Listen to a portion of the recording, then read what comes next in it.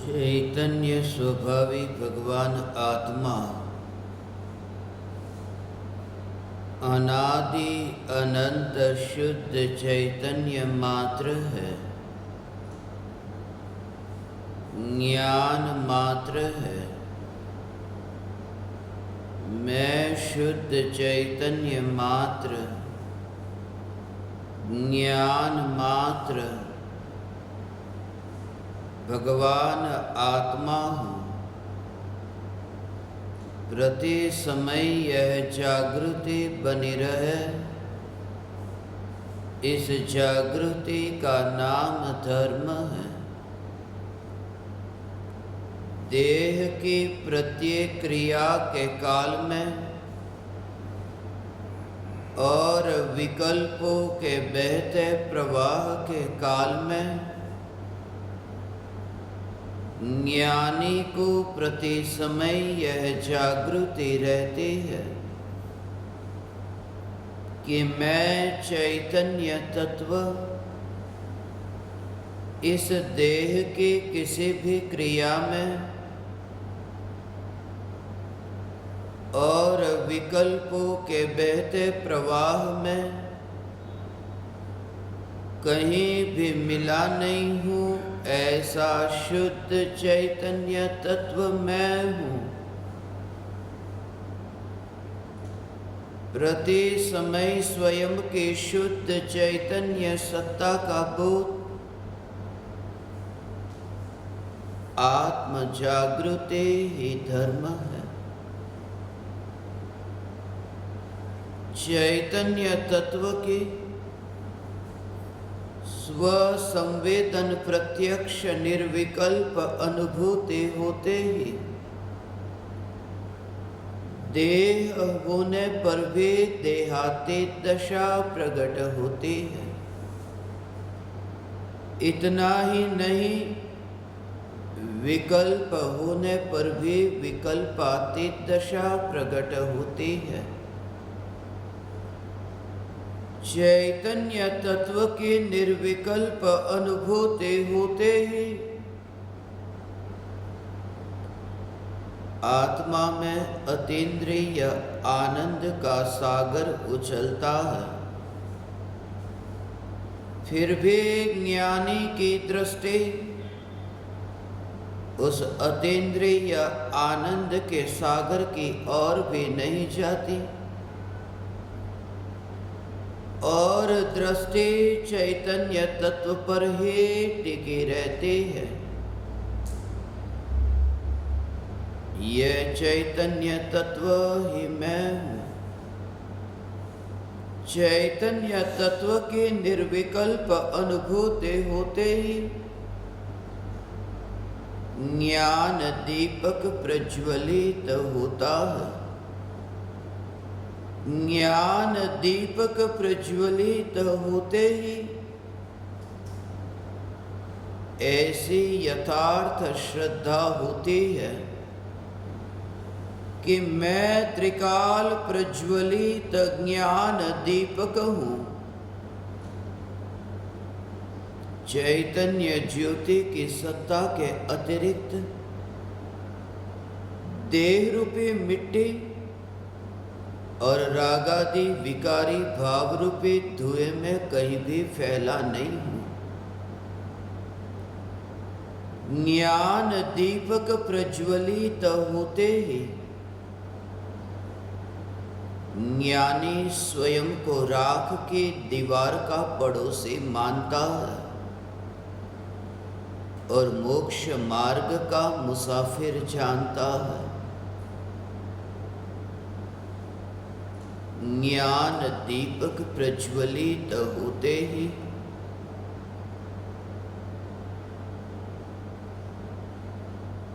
राख के ढेर में ज्योति को न्यारा जानता है, देखता है।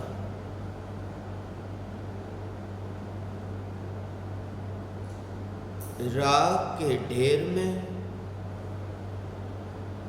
राख प्रकाशित नहीं होती, राख के ढेर में वह अग्नि प्रकाशित होती है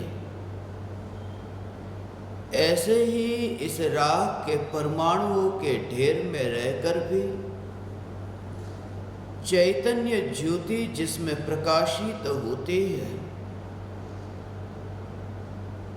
यह चैतन्य ज्योति यही मैं हूं। बार बार यह तत्व विचार हो और भेद विज्ञान का अभ्यास हो, क्योंकि आज तक जो जीव सिद्ध हुए हैं वे भेद विज्ञान के बल से सिद्ध हुए हैं, और जितने भी जीव संसार में भटक रहे हैं, अटक रहे हैं, वे भेद विज्ञान के अभाव में भटक रहे हैं। पहले ये तत्व विचार होता है, यह तत्व विचार बुद्धिपूर्वक होता है। गुरु की वाणी को सुनकर या फिर शास्त्र में वचनों को पढ़कर यह तत्व विचार चलता है कि मैं कौन हूं, मैं कौन हूं। आज तक जो तुम्हारे पास में उत्तर आए हैं कि मैं परमात्मा हूं, ये उत्तर उधार उत्तर है, ये दूसरे के द्वारा सिखाए गए उत्तर है। उस उत्तर का कोई मोल नहीं जो उत्तर बिना भीतर के प्रश्न के बिना उठे, भीतर में शंका न हो और बाहर में उत्तर मिल जाए, वह उत्तर भी तुम्हारे लिए बोझ बनेगा, कर्तृत्व बुद्धि का, अहंकार का। आज तक ये एहसास नहीं हुआ है कि ये अनादि से जो अनंत अपराध हुआ, ये अनंत अपराध है। अपराध में अपराध का एहसास भी नहीं हुआ, वरना ये अपराध रहता कैसे।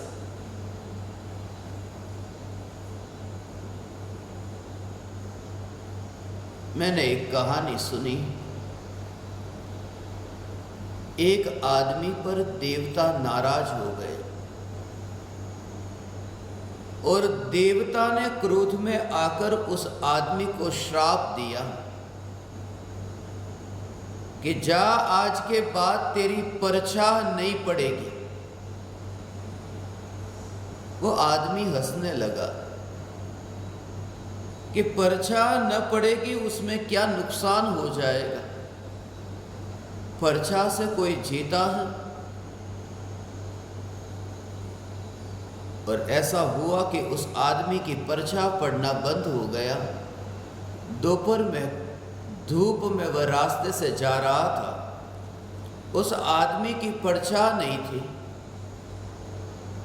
बाजार में लोग उसको देख कर के भागने लगे कि ये मनुष्य नहीं, ये आदमी नहीं, ये कोई प्रेत है या कौन है, ये प्रेतात्मा है।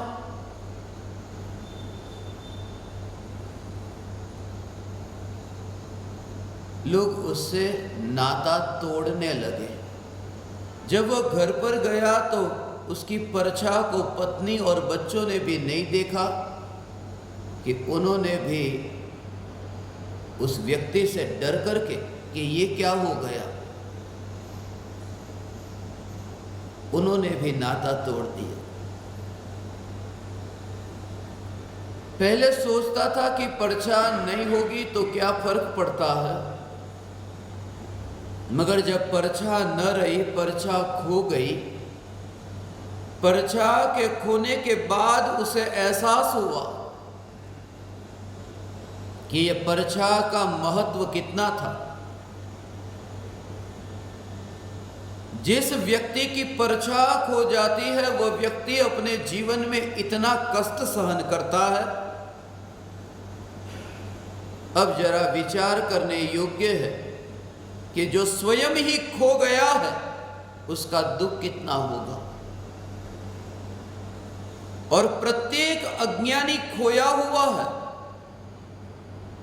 मगर अज्ञानी से डर करके भागने वाले कोई नहीं, क्योंकि वहां तो परछाह किसी एक व्यक्ति की खो गई थी, यहां सब अपने को भूले हुए हैं, इसलिए कौन भागे और किससे भागे?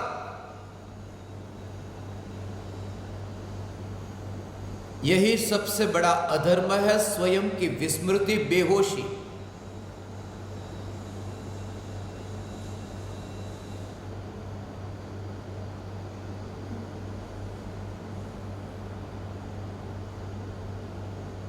यही सबसे बड़ा अधर्म है, स्वयं की बेहोशी।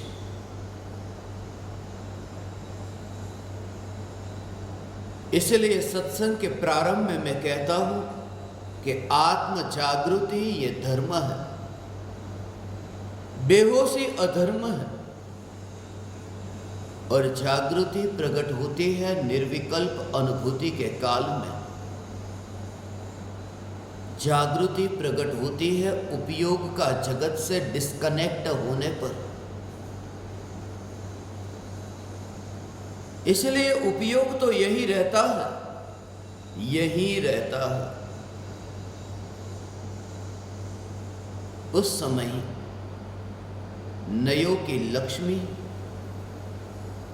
उदित ही नहीं होती।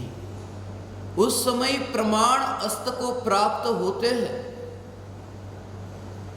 और निक्षेपों का समुदाय कहां चला जाता है इसकी हमें खबर नहीं। अधिक क्या कहे, द्वैत ही प्रतिभासित नहीं होता, वहां दो पना ही नहीं रहता। ऐसा वह अभेद निर्विकल्प अनुभव जिसे ज्ञानियों ने निर्विकल्प अनुभव कहा है, समाधि कहा है। और ऐसी ही समाधि प्रत्येक आत्मा में प्रकट हो सकती है। उस समाधि की प्राप्ति के लिए आचार्य पूज्यपाद स्वामी, जिन्होंने यह महान ग्रंथ की रचना की, समाधि तंत्र, क्योंकि समाधि ही समाधान है।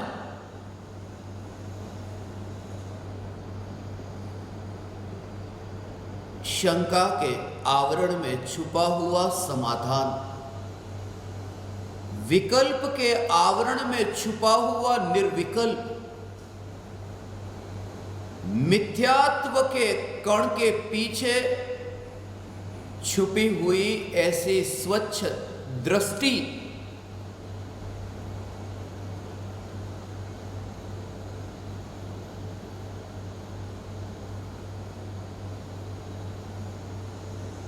समाधान यहां भीतर है।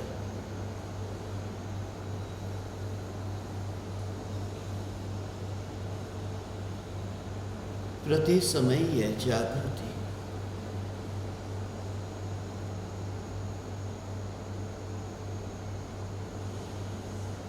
मैं जहां पर हूं वहां मुझे शंका नहीं है। अनुभूति होते ही निशंकित होता है। सम्यक दृष्टि का यह अंग कहा कि सम्यक दृष्टि निशंक है। निशंक है इसलिए निर्भय है, निर्भय है इसलिए निसंग है, असंग है। परम कृपालु देव ने वचनामृत के 254वें पत्र में यह लिखा, ज्ञानी निशंक है। गणधर देवों को भी शंका होती है तो फिर निशंक क्यों है? क्योंकि यह शंका का उत्पन्न होना यही विकल्प है। और भीतर में यह जागृति की जो वह विकल्प है वह ध्रुव सत्ता में नहीं है। इस जागृति के बल पर वह शंका रूपी विकल्प को सत्ता में नहीं माना कि ज्ञानी निशंक है। यहां शंका नहीं है, यहां विकल्प नहीं है।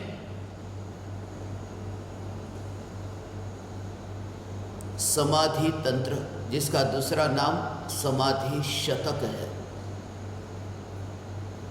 बहुत संक्षिप्त रचना है। 105 श्लोकों में इस शास्त्र की रचना हुई है।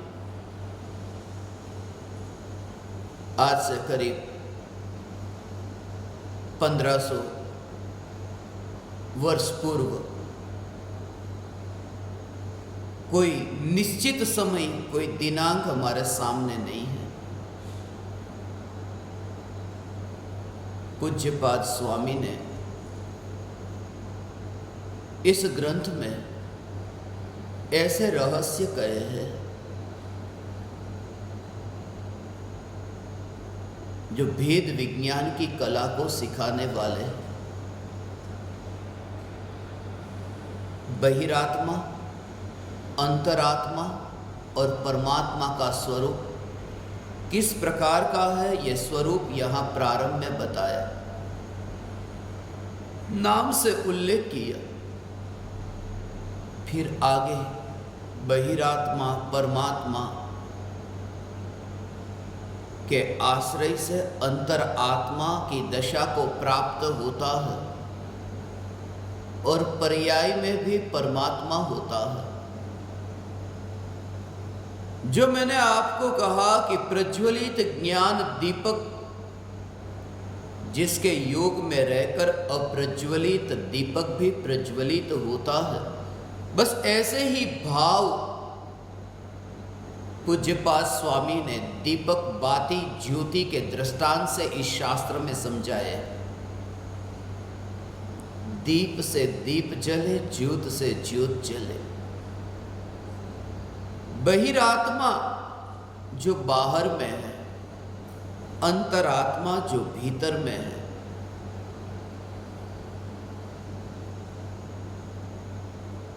बाहर में है वह बहिरात्मा।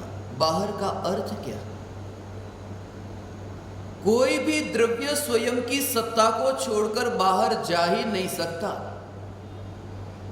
फिर ये बाहर आत्मा और भीतर आत्मा, यह क्या? बाहर के ज्ञेय जो है, उन ज्ञेयों में ज्ञान जाता ही नहीं। आत्मा पर पदार्थों में नहीं जाता, अर्थात ज्ञान पर पदार्थों में नहीं जाता। पर में गए बिना ही ज्ञान ज्ञेय को जानता है। यही तो ज्ञान का चमत्कार है, चैतन्य का चमत्कार है। ज्ञेय ज्ञान में जानने में आए तो ज्ञेय को ज्ञान के पास आने की जरूरत नहीं और ज्ञान को ज्ञेय के पास जाने की जरूरत नहीं। वरना अलोकाकाश केवल ज्ञान में जानने में ही नहीं आता, क्योंकि अलोकाकाश कभी लोक में आता नहीं और लोक में रहने वाले केवली परमात्मा अलोकाकाश में जाते नहीं। और जैसे ये स्पष्ट है कि अलोकाकाश अपने स्थान पर अपनी सत्ता में रहकर केवली के ज्ञान में प्रतिबिंबित होता है, ऐसे ही ये सारा जगत अपनी अपनी सत्ता में रहकर के केवली के ज्ञान में प्रतिबिंबित होता है। और केवली का ज्ञान ही नहीं, प्रत्येक आत्मा का ज्ञान, जिस ज्ञान की पर्याय में प्रतिबिंबित होने वाले ज्ञेय का स्वरूप यही है कि ज्ञेय का ज्ञान में प्रवेश नहीं, वे अपनी सत्ता में रहकर ज्ञान में झलकते हैं। फिर भी यह मान्यता कि मैं ज्ञेयों में हूं, बस इस मान्यता के कारण वह बहिरात्मा है। और जिसने यह सत्य माना कि ज्ञान ज्ञान में ही स्थित है, ज्ञेयों में नहीं, और यही मैं, वो अंतरात्मा है। और इसी के आश्रय से वो परमात्मा दशा प्रकट होती है। पूज्यपाद स्वामी ने समाधि तंत्र में समाधि का स्वरूप समझाया। समाधि सहज रूप से किसी भी प्रकार के बैर विरोध बिना मात्र जानना, अधि का अर्थ होता है जानना। जो समाधि में लीन हुए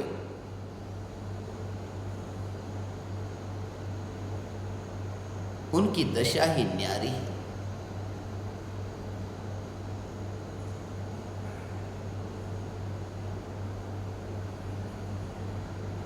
पूज्य गुरुदेव श्री कांजी स्वामी, जिनके देह परिवर्तन के बाद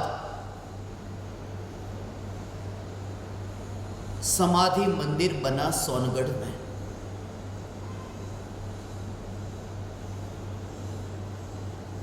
इसे तुम समाधि मंदिर कहते हो? ये समाधि मंदिर? समाधि मंदिर तो बैर बिखेर हो गया। जहां समाधि मंदिर बैर बिखेर होता है वहां समाधि मंदिर बनता है। और अज्ञानी को समाधि मंदिर बैर बिखेर हुआ, उसी मंदिर में समाधि मंदिर दिखता है। समाधि मंदिर तो बाद में बना, पहले समाधि मंदिर बैर बिखेर हुआ था। क्योंकि भगवान आत्मा की यह अवस्था है समाधि। समाधि तो आत्मा में घटित होती है, आत्मा में प्रकट होती है। और जिस आत्मा में यह समाधि प्रकट होती है उस आत्मा को वर्तमान में जो देह प्राप्त है, यह देह ही मंदिर है। जिस देह रूपी मंदिर में समाधि घटित हुई है, यह देह स्वयं समाधि मंदिर है। और ये देह के परमाणु आग में जल गए, ये समाधि मंदिर बैर बिखेर हो गया। उसके बाद में समाधि मंदिर बना, वो जो सीमेंट, ईंट, चूना, पत्थर, असली तो समाधि मंदिर बैर बिखेर हो गया। इसलिए ये देह के परमाणु के लिए मैं तुमसे ये कहता हूं कि शरीर को छोड़ना नहीं। इसलिए मैंने कहा समाधि मंदिर में जब तुम दर्शन करने जाओ,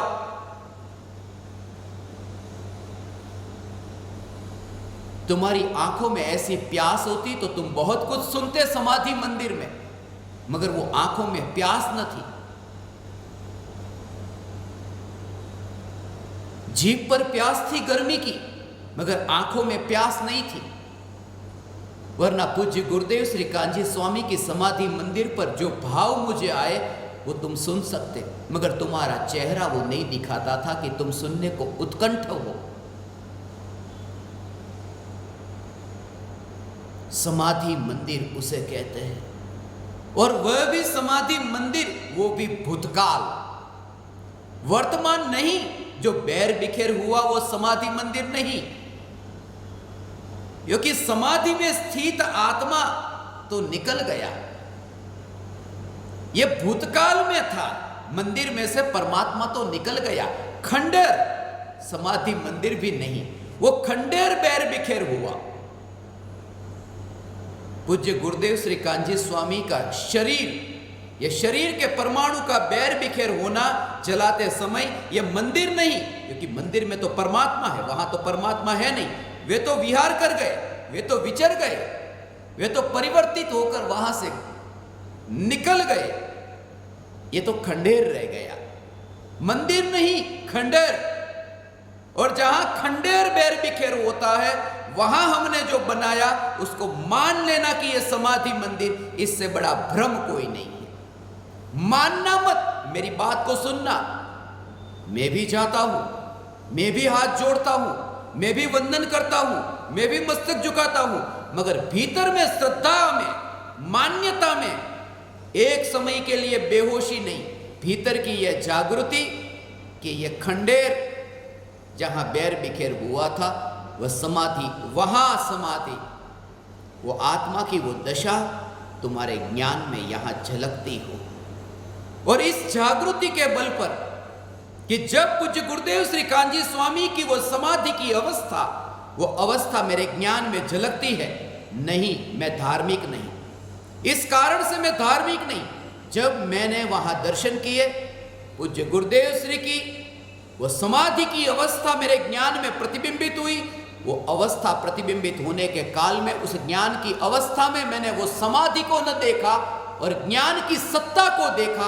बस यहीं से ही मेरा धर्म का शुभारंभ होता है, यहीं से शुभारंभ होता है। वो हाथ जोड़ता है, मस्तक झुकाता है, सत्य को जानता है। खंडर में, भगवान में, मंदिर में क्या क्या अंतर वह सब जानता है, मगर जिसमें वह जानता है उसकी सत्ता पर उसका जोर है, और यह जोर बस उसी का नाम सम्यक दर्शन है। शरीर की स्थिति यदि तुम ऐसी पाओ, मगर भीतर की वो जागृति, वो जागृति को पहचानने के लिए तुम्हें उस स्थिति तक पहुंचना होगा, समाधि शतक। ये समाधि तंत्र पूज्यपाद स्वामी, उनका नाम पूज्यपाद स्वामी नहीं था, आपको शायद पता ना हो।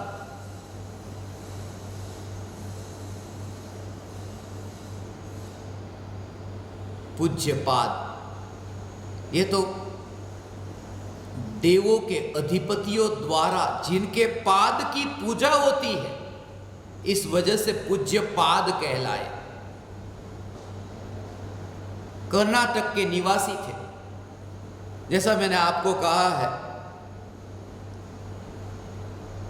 कर्नाटक, तमिलनाडु, दक्षिण भारत में मैं ज्ञान दीपकों को ऐसी भूमि पर लेकर जाना चाहता हूं जहां पर ये महान संत हुए, आचार्य कुंदकुंद देव, अमृतचंद्र देव, नेमिचंद्र आचार्य, ये पूज्यपाद स्वामी, किन किन के नाम लूं मैं। मगर उन भावलिंगी संतों के चरण जहां पर पड़े, उस भूमि के रहस्य मुझे बताने के भाव है। कभी अवसर मिला तो वहां की यात्रा भी करेंगे। देवनंदी,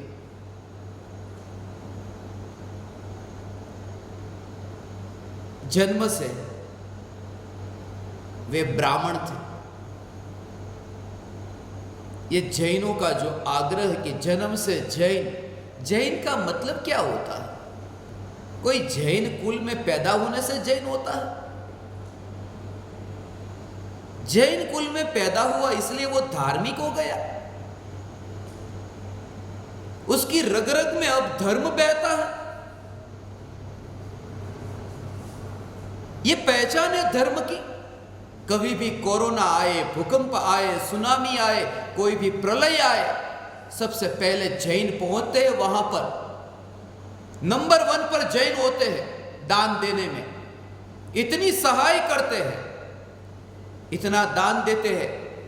उस समय जो भी वस्तु की जरूरत होती है दान देने में, जन्म से ये जो जैन कहलाते हैं उनका नंबर 1 आता है।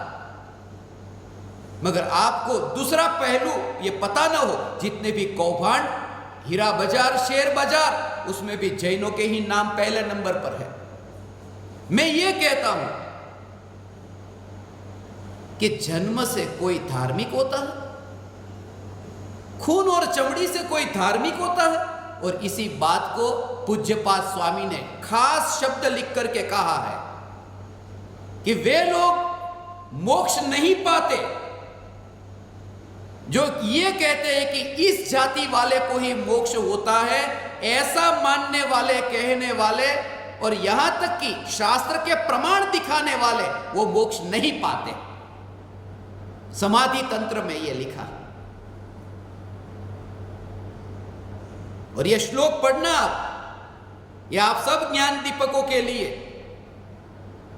यह आग्रह रखते हैं कि ब्राह्मण जाति का आग्रह रखा कि उसका ही मोक्ष है। यह विशिष्ट जाति का आग्रह रखा कि उसका ही मोक्ष है। वो संसार में भटकते हैं, उनका निर्वाण नहीं। और यह गाथा आप पढ़ना 88 नंबर, यह श्लोक 88, 89, जिसमें यह स्पष्ट शब्द में लिखा है। फिर आगम के प्रमाण निकाल करके दिखाते, देखो ये ऐसे प्रमाण दिखाने वाले निर्वाण नहीं पाते, क्योंकि निर्वाण के लिए ये जाति की ओर ध्यान मत देना। और वो खास करके ऐसी वो 1 इंद्रिय, 2 इंद्रिय, 3 इंद्रिय जाति की बात नहीं है, वो पंचेंद्रिय जाति ऐसी बात नहीं है। वो जाति का तो ब्राह्मण आदि जाति, उसकी टीका में खास करके वो ब्राह्मण आदि ऐसा करके ये स्पष्ट लिखा। प्रभाचंद्र आचार्य हुए, संस्कृत भाषा में समाधि तंत्र की टीका लिखी, वहां पर यह स्पष्ट किया है। और परम कृपालु देव ने भी यही कहा। ये परम कृपालु देव ने यहां से जाति वैष्णव भेद नहीं, ये आलू की एक छोटी सी कण में, कितनी छोटी कण की सुई की नोक जितनी सुई की नोक जितनी है इतने छोटे से टुकड़े में आज तक जितने सिद्ध हुए उनसे अनंत गुने जीव उसमें है। सुई की नोक जितने आलू के टुकड़े में, ये तो तुम्हारे शास्त्र जो तुमने मुझे हाथ में पकड़ा है उनमें से मैंने पढ़ा, मेरा खुद का थोड़ी बोलता हूं, मुझे तो बचपन से पता ही नहीं कि ऐसी छोटी सी आलू के टुकड़े में अनंत जीव, और वो अनंत जीव एकेंद्रीय है ना, निकोदिया। वो निकोदिया नहीं, वो तो तीन लोक का नाथ परमात्मा है, और तीन लोक का नाथ परमात्मा है। मैं ऐसे व्यक्ति को जानता हूं, ये सत्संग दे करके तीन लोक का नाथ परमात्मा है, वो सत्संग देता है। आलू की एक छोटे से टुकड़े में, एक कण में, कणी नानी एवी सुईनी अणी जेटली कणी, वो अनंत परमात्मा है। ये प्रवचन देने के बाद मैंने उनको मिलने के लिए कहा, कब मिलेंगे? उन्होंने कहा एक मीटिंग में जाना है। किसकी मीटिंग में? कि गांव में 5 शमशान बन रहे हैं, तो शमशान में कौन सा शमशान कहां बनाना, उसकी मीटिंग में, अलग अलग जाति के अलग अलग शमशान। ये तीर्थंकर परमात्मा ने निकोदिया को परमात्मा कहा। उस भूमि पर ये एक गांव में 5 जाति के 5 शमशान। कभी कभी मुझे लगता है कि इसलिए ही तीर्थंकर परमात्मा को भारत देश में उपदेश देने के लिए आना पड़ा होगा, क्योंकि यहां ज्यादा जरूरत थी। जहां ज्यादा बीमारी होती वहां वैद्य को ज्यादा रहना पड़ता है, सीधी सी बात है।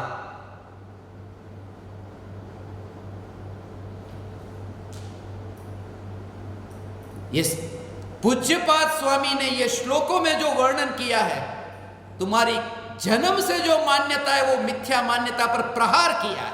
सुधरो तुम, अब सुधरो।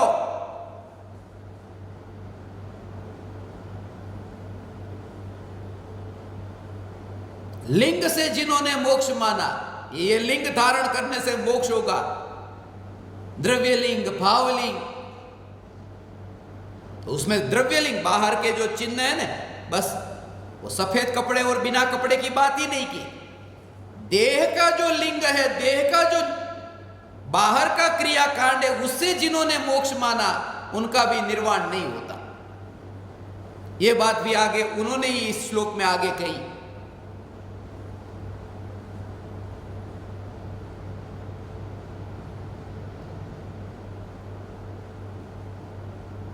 समाधि की बातें करते हैं, ये बातें करना बहुत आसान है, मेरे पास उतना समय नहीं है,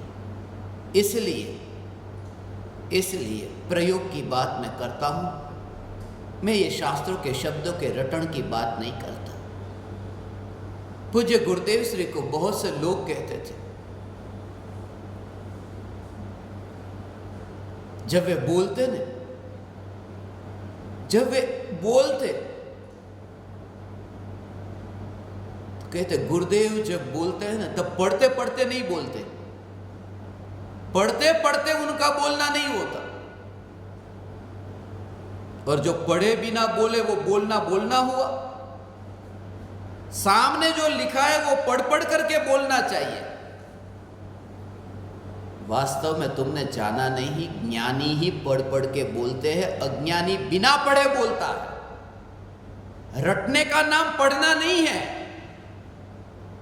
भीतर में द्रव्य का जो दर्शन, न्यायक को जिन्होंने पढ़ा और उनके मुख से जो वाणी निकलती है, एक शब्द ऐसा हो कि अभी ये कह दूंगा, अभी ये कह दूंगा, अभी ये कह दूंगा, सब स्वतंत्रता पर छोड़ा है।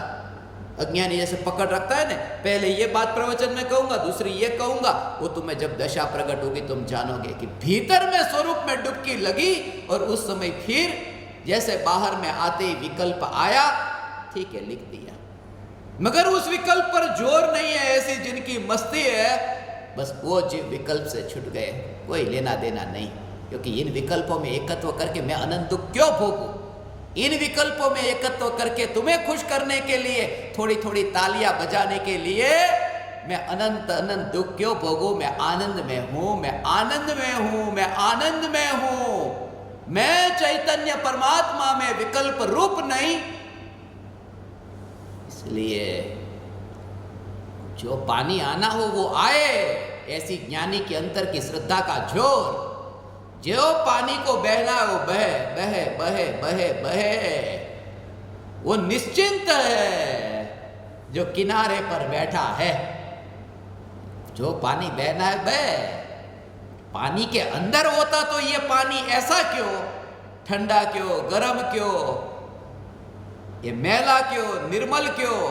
जब मैं किनारे पर हूं उस पानी में कहीं पर भी नहीं।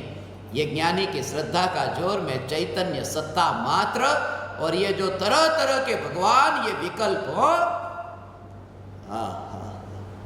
ये ज्ञान दीपक तुम इसमें मत अटकना, वरना ये वितरागी धर्म प्राप्त हुआ, ये महान धर्म प्राप्त होकर के तुम दो कौड़ी की बातों में अटक गए। ये तुम पर मुझे करुणा आती है कि निकलो इनमें से बाहर। अब जिन्हें नहीं मिला है वो तो ठीक, मांस खाने वाले, मदिरा पीने वाले, ऐसे तो ठीक चलो कि वे संसार में भटके, मगर तुम्हें तो ये कान में पड़ा कि प्रत्येक आत्मा परमात्मा। हाँ?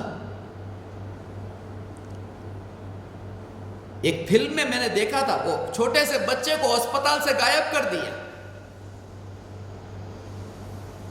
इतनी इतनी जगह पर जांच कराने ले गए, इधर देखा उधर देखा, वो छोटा सा बच्चा है, वो सिंबल देख रहे थे, इतनी इतनी जगह पर सिंबल, छोटा सा बच्चा लड़का,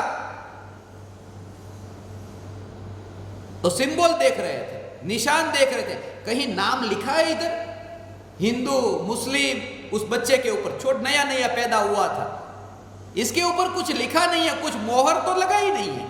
फिर ये दुनिया ही से इसने क्यों डालती है भेद में?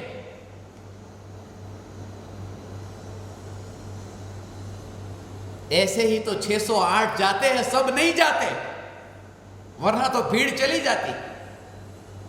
6 महीने 8 समय में 608 जीव, क्योंकि विरले ही ऐसे हैं जो इन पक्षपातों से बाहर निकलने वाले। ये विरले, वे परम कृपालु देव होते हैं, वे विरले।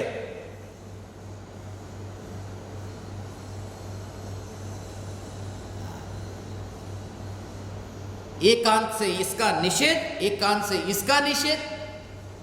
भावलिंग के बिना द्रव्यलिंग होता ही नहीं, तो द्रव्यलिंग का पालन नहीं करना, यह तो बहुत सूक्ष्म बात है। भावलिंग के बिना द्रव्यलिंग नहीं होता, और द्रव्यलिंग जिनका नहीं है उनका भावलिंग कैसा? माने दोनों साथ में होते हैं, छठे सातवें गुणस्थान में झूलने वाले। तो पहले वो आत्मा के ध्यान में लीन होते हैं कि कपड़े पहले छूटते हैं, और कपड़े वगैरह पहले छोड़ दिया तो इसका मतलब कि बाहर में कपड़े छोड़ करके 28 मूल गुण का पालन करने लगे।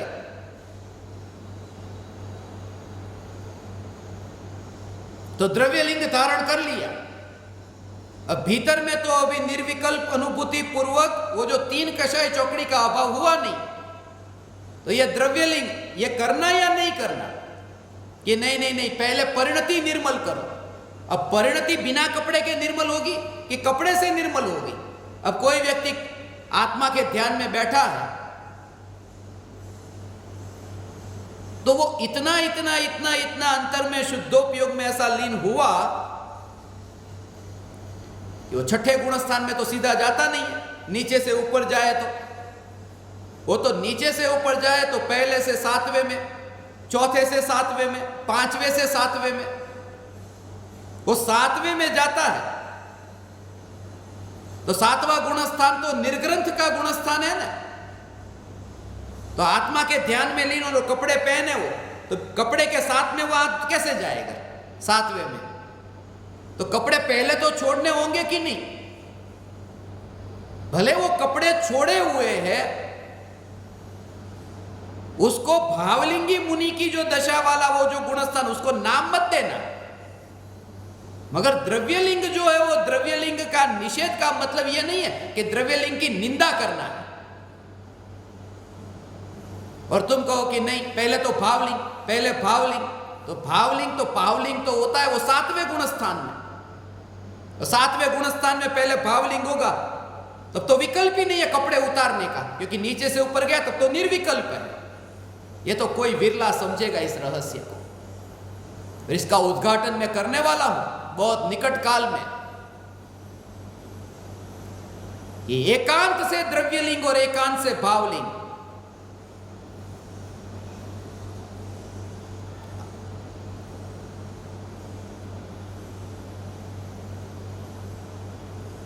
जैसे किसी को वैराग्य आ गया, वैराग्य आ गया, ज्ञानी है, अब मुनि हो गए, तो मुनि हो गए, मुनि होने योग्य दशा आई, तो मुनि होने योग्य दशा तो वितराग परिणति है। तीन कषाय चौकड़ी का अभाव, वो उदय का अभाव, वो मुनि की अवस्था है। ये वितरागता प्रकट हुई तो मुनि होना, मगर ये वितरागता तो निर्ग्रंथ को प्रकट होती है ना, घर में रहने वाले को कैसे प्रकट होगी? और घर में रह करके यदि प्रकट हुई और फिर कपड़े को छोड़ दिया कि अरे ये तो कपड़े अभी है, तो इसका मतलब ये हुआ कि सातवां गुणस्थान भी कपड़े के साथ आ गया था। और कपड़े के साथ सातवां गुणस्थान नहीं आता तो बिना कपड़े का जो मुनि है, जिसका भी सातवां नहीं आया, उसकी निंदा करने से क्या प्रयोजन फिर? ये सब पूज्यपाद स्वामी ये जो आग्रह में अटके हैं उनके लिए कहते हैं कि तुम्हारा जोर आज तक जो स्वरूप पर होना चाहिए था वो स्वरूप पर नहीं और बाहर के ये भेदों पर है, क्योंकि वो तुम्हारी रुचि को बताता है। तुम्हारी रुचि कैसी है? प्रत्येक व्यक्ति जो निरूपण करता है वो अपनी रुचि के अनुसार करता है।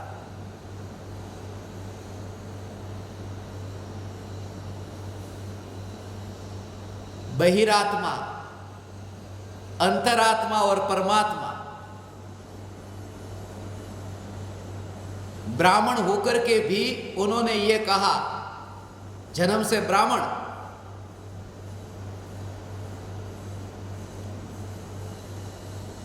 श्रीदेवी नाम था उनकी माता का, और माधव भट्ट पिताजी थे।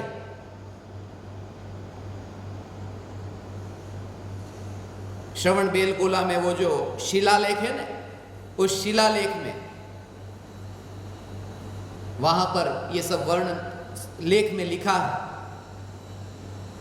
उल्लेख है पूज्यपाद स्वामी का।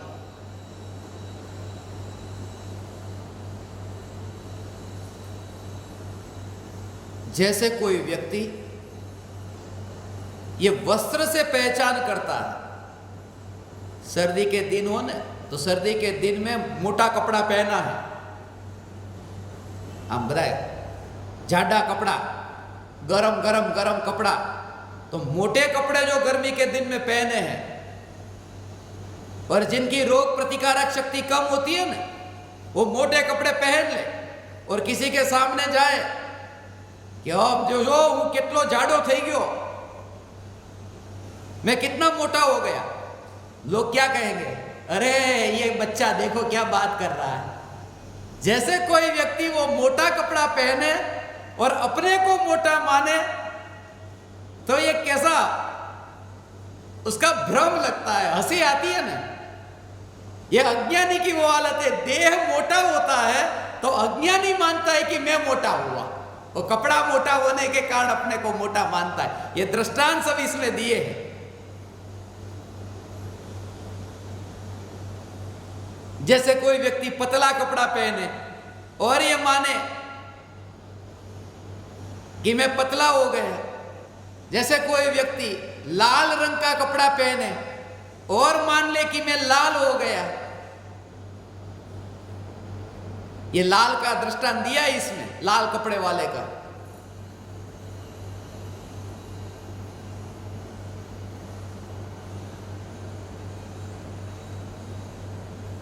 ये देह की क्रिया के काल में ये जागृति, जैसे कोई व्यक्ति दूर से देखता हो वृक्ष को देखा, जो मैंने आपको कहा था ने, सुनते हो ने, जो मैंने आपको कहा था कि पेड़ को जो देखता है, पेड़ की डाली और पेड़ के पत्ते,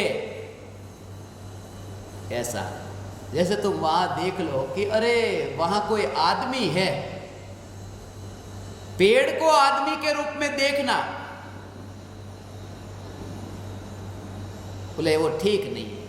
ऐसे ही कहते हैं कि शरीर को आत्मा के रूप में देखना, ये दृष्टांत दिया है इसमें, ये ठीक नहीं है।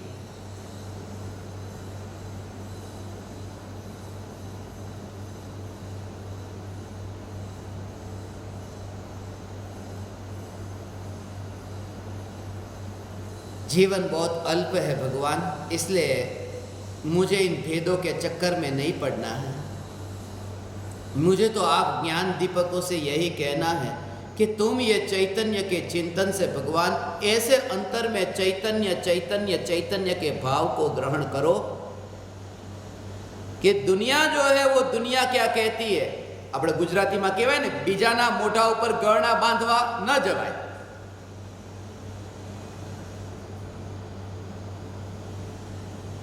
छन्नी होती है ना, वो गढ़ी, दूसरों के मुंह पर बांधने नहीं जा सकते।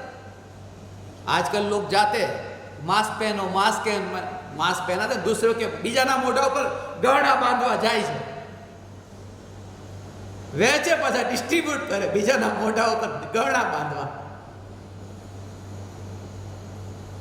पर लोक में एक कहेवत है कि बीजाना मोढ़ा पर गहना बांधवा न जवाय, पोताना कान बंद राखवा। ये दुनिया में जितने लोगों ने भी ये भेद खड़े किए हैं उनको मैं कुछ भी नहीं कर सकता, वो उनका है। सिर्फ इतना कि उनके प्रति अत्यंत करुणा से उन्हें परमात्मा दृष्टि से देखकर मैं उनके जैसा नहीं, जेवा साथे तेवा नो थवाय, टीट फॉर टेट नहीं। जिन्होंने भी ये अज्ञानता से भेद खड़े किए हैं उनको मैं परमात्मा दृष्टि से देख करके मैं अपना संसार बढ़ाना नहीं चाहता। और तुरंत ही आपको अंदर से इतनी, क्योंकि जैसे जैसे आपको समानता का भाव आएगा ना, तुम जरा विचार करो, परदेश में तुम गए, पहले की ये घटना है अफ्रीका की। अफ्रीका में मैं था,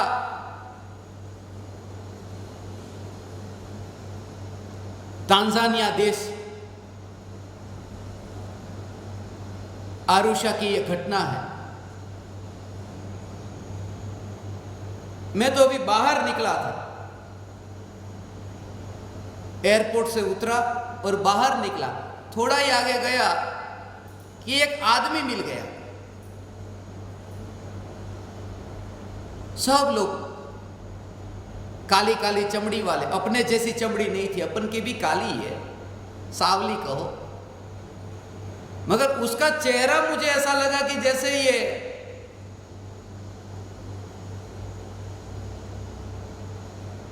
इंडिया का लगता है। तो मैंने उसको एक स्माइल दी। स्माइल देने में कुछ खर्चा थोड़ी करना पड़ता है, फिर भी लोग नहीं देते। मैंने उसको स्माइल दी, उसने भी स्माइल दी। फिर मुझसे रहा नहीं गया, मैंने पूछा कहां से? बोले हिंदी आती है? बोला हाँ। बोले मैं इंडिया से हूं। अच्छा, मैं भी इंडिया से।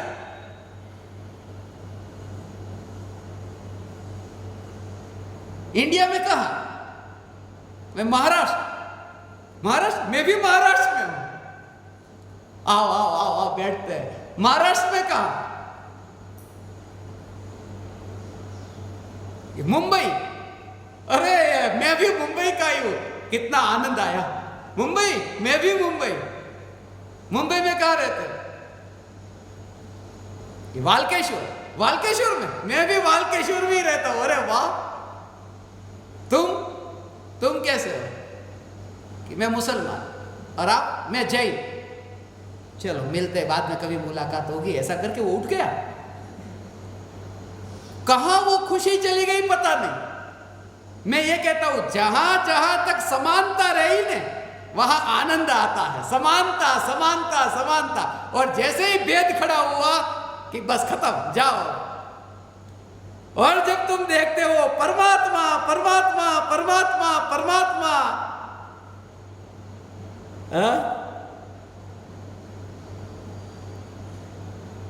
ज्ञानी बोलते हो मैंने आपको किसी को दुख पहुंचाया हो तो माफ करना, मगर माफ करना मैं परमात्मा किसकी माफी मांगता हूं?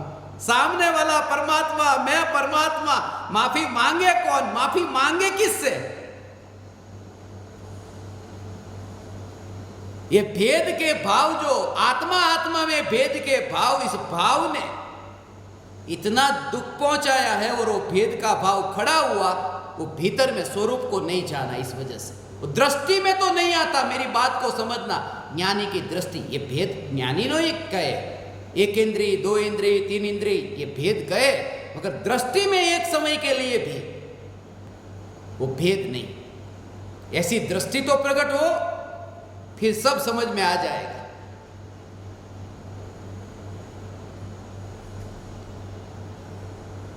पूज्यपाद स्वामी के पास इतनी तीक्ष्ण बुद्धि थी, मगर उन्होंने इस बुद्धि का भी उपयोग भेदभाव में गिरने के लिए नहीं, भेदभाव से मुक्त हो इसके लिए। उनका दूसरा नाम जिनेंद्र बुद्धि। इतने बुद्धिवान थे।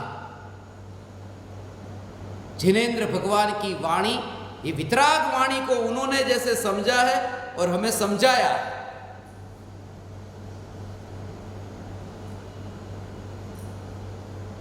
कभी समय मिले तो समाधि शतक का अभ्यास करना, इष्टोपदेश का भी अभ्यास करना। समाधि शतक पर तो पूज्य गुरुदेव श्री के प्रवचन हुए हैं, 115 प्रवचन हुए और वे प्रवचन लिखे हुए भी है आज अपने पास में। उसका नाम है समाधि की स्वतंत्रता।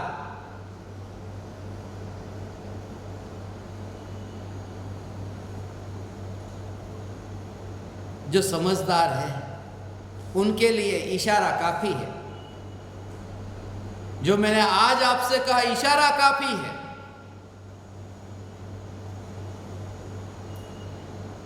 समझदार के लिए इशारा काफी है।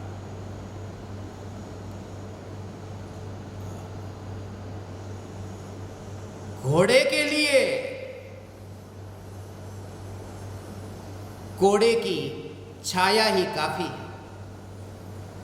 देख ली આમ ચાબુકનો પડછાયો જોઈ લીધો ને, ત્યાં ઘોડો દોડવા માંડ્યો બરાબર. ચાબુક તો જોયું જ નથી. એ સમજદાર કહેવાય. અને ગધેડા હોય એને ચાબુક મારે તોય ઠેકાણે ન ચાલે. ઘોડા ગધેડામાં આટલું અંતર છે.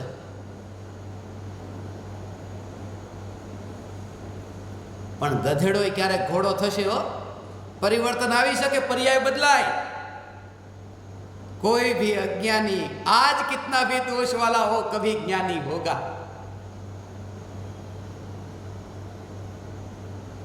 जिसने मौत को देखा है ना,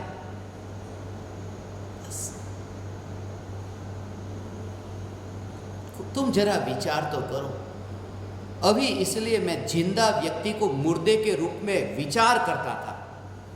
ये मैं विचार करता था जिंदा को मुर्दे के रूप में. ये मुर्दा है और अभी इसकी अर्थी निकलते. उस समय मुझे कैसा भाव आएगा, उस समय कितना पछतावा होगा. अरे मैंने इसके साथ में कैसा बर्ताव किया, ये नहीं किया होता तो अच्छा था. अरे मैंने क्या कर दिया. उस जीव के उस शरीर में साथ में रहते ही उसके मुर्दे को तुम देखोगे ने, वो भाव तुम्हें जो आएगा कि ये व्यर्थ का क्यों.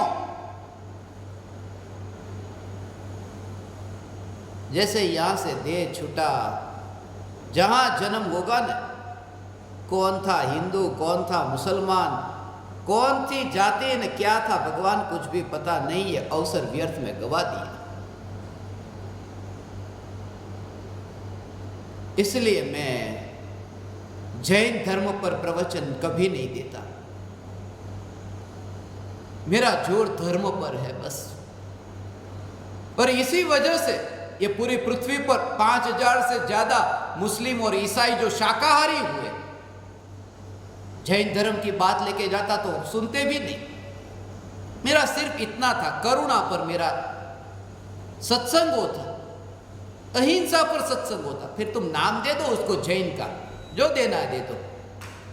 मगर दुनिया अहंकार और आग्रह के कारण ऐसी फंसी है, वो परम कृपालु देव ने वो चमत्कार किया, बहुत समझदार, इसलिए तो समझ पर जोर दिया कृपालु देव ने।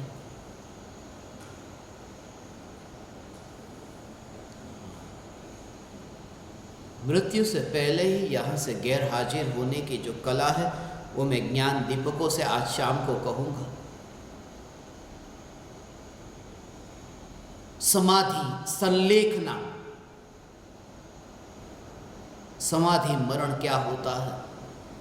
यदि तुम्हें मौत दिखे तो मौत के दिखते ही तुम्हारे भीतर में क्या होता है,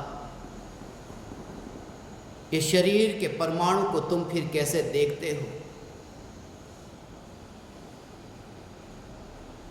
फिर तुम जड़ न रहे, फिर तुम लकीर के फकीर न रहे, फिर तुम शास्त्रों को पढ़ पढ़ करके, शास्त्रों को कंठस्थ करके उसी को ज्ञान मान करके बैठे न रहे। ज्ञान ज्ञान यहाँ है। शास्त्र में शब्द मिलेंगे, मगर ज्ञान तो वही होगा जहां है। आत्मा में ज्ञान है तो आत्मा में ही होगा।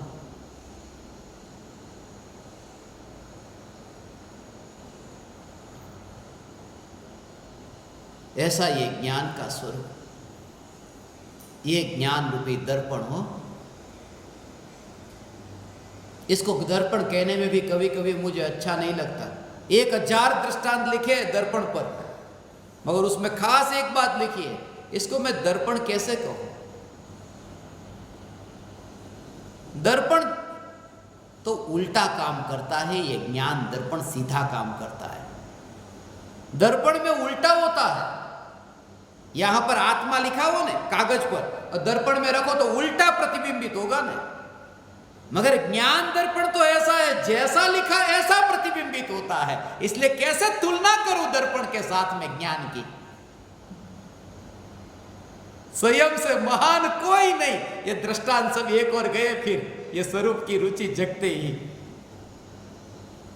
हे ज्ञान दीपक,